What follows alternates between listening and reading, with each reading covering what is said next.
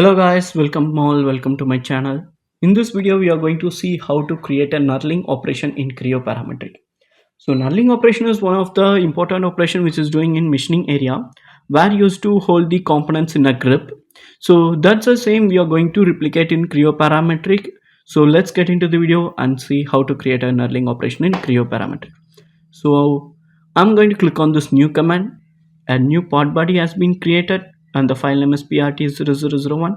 I just click OK to create a new part body workbench. In this I'm going to create a stepped shaft using a revolve command.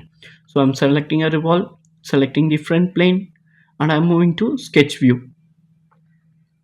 So once I have moved to sketch view, I'm going to click the axis to the horizontal line as well as the center line for the vertical one. So after this, I'll just disable all these planes, axis systems and points.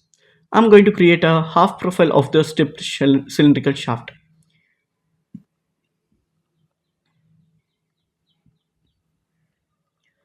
In this, we are going to define the dimensions.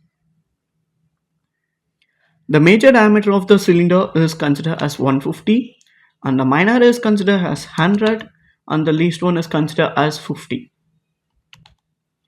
So the total length of the shafts each and every cylinder part is going to consider as 150. And we are going to click OK. So these are the dimensions which I'm going to consider for the cylindrical shaft. And here we can able to see the steps to cylindrical shaft which has been created through revolve command. Next, the major step which we are going to create the knurling operation is using a helical sweep. So before going to helical sweep, I would like to create a sketch which is going to be considered as a trajectory. So I'm selecting a sketch and selecting the front plane and moving to sketch. I'm moving to sketch view. In this, I'm going to create a knurling operation for this smallest cylinder. So for that, I'm just going to take a reference of the silhouette edge and I'm going to click on the solve and close. So in case if you want the knurling operation to be done only for the particular length from starting point or end point or in between, you can able to constrain the line with the dimensions. So here I'm going to create the knurling operation for the entire small cylinder. So I have drawn a line from end point to end point with the constraints of coincidence. So as per this trajectory, I'm going to create a knurling operation for the entire length of this smaller shaft. So I'll just click OK here. Next step, I'm going to for helical sweep command. So click on the helical sweep. So here we are going to select helix profile as the trajectory line. And for the helix axis, we are going to select this center line to be as a profile. Next, we are going to click on sketch. So in the sketch, we are going to draw the profile section of the knurling operation.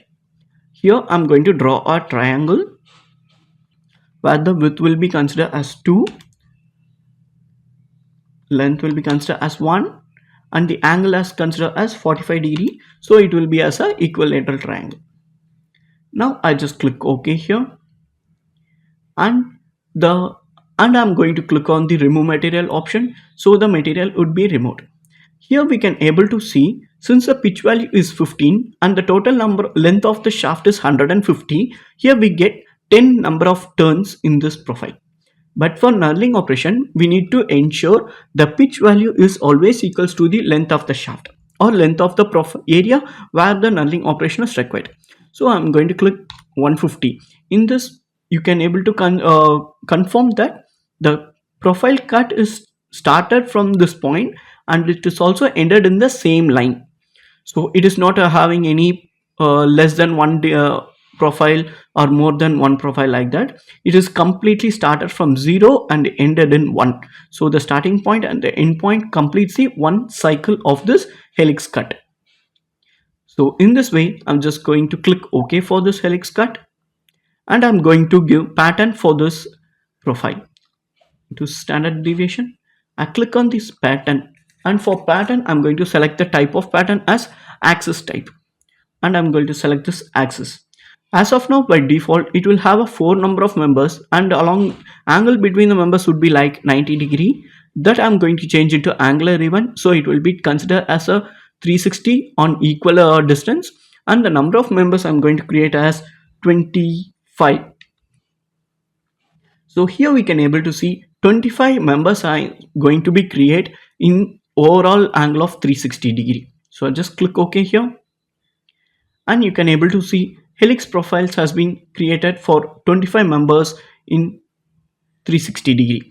I would like to add some more patterns in this, so I'm just going to click edit definition, and I'm going to increase the quantity of the members from 25 to 30.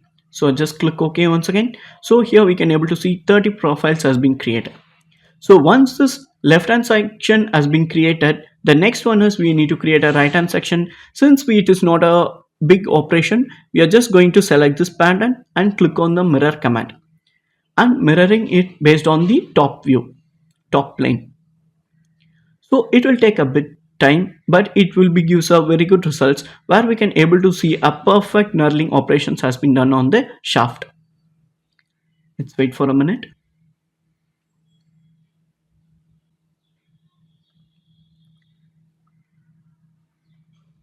So the mirror command is done. Now you can able to see there is a profile where it has a diamond cut for the knurling operation for the entire shaft. So let me switch to front view, and here it will be have a very good view to the you to see the knurling operation done on the shaft. So this is the profile, and also I would like to add a view in the section command on the front plane and to showcase for you. So this will be the profile of cut section view in for the knurling operation in the command.